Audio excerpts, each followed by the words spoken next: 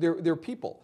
And to sit there and say, no, he's a sinner, he's a saint, what is he? I think you have to look at what the man stood for, what he did, what he accomplished in his life, and take the value from that and not try to rewrite his legacy. What do you think, Timothy?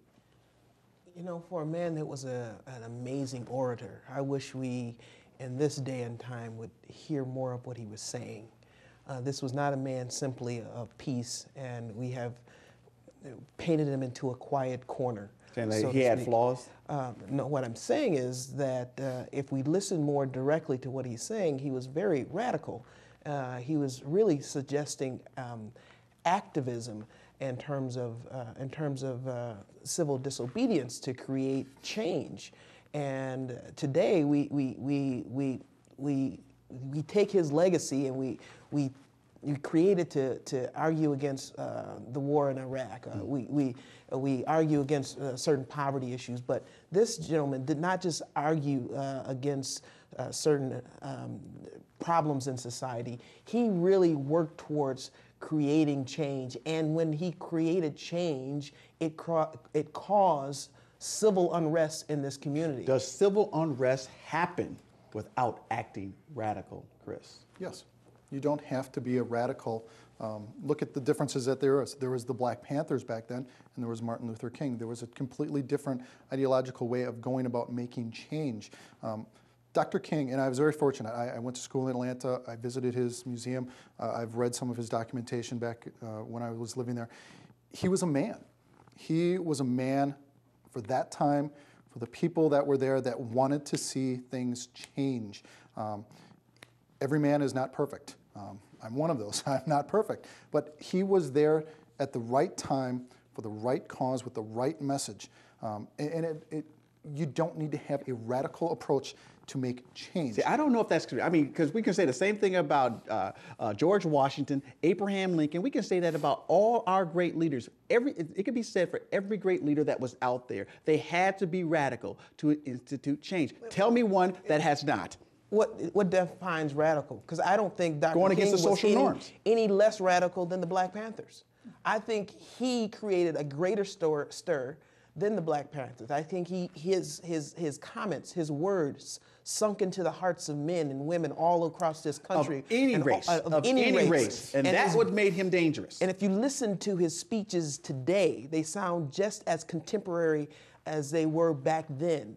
That, in my mind, makes him radical, and that's why I think he's one of the great orators of all time, and that we shouldn't quiet him to just being a peaceable man. Sure. Every young person in school should read the I Have a Dream.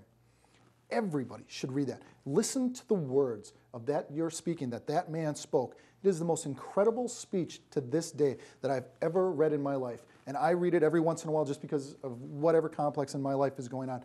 The things that he wanted to do for people and people to do for themselves.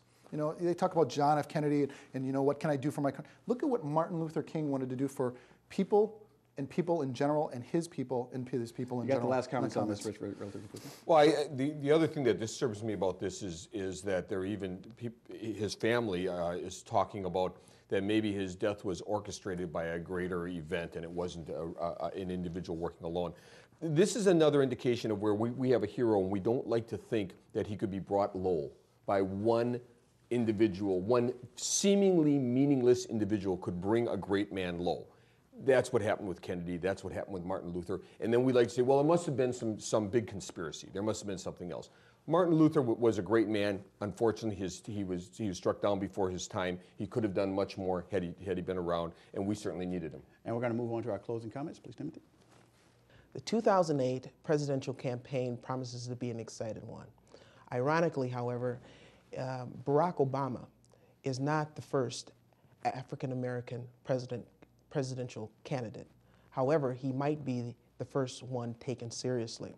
I would hope, however, that he understands the risk he takes in making this huge leap forward in the public eye with his limited experience, because it may result in his political assassination in the future. This weekend, millions of people around the world are going to be watching Super Bowl XLI, the largest event that is televised throughout the world. In that event, you will see on the sidelines for the first time ever an African-American head coach. You'll be seeing two of them, Tony Dungy and Lovie Smith of my Chicago Bears. This is history. Having one of them would have been just history.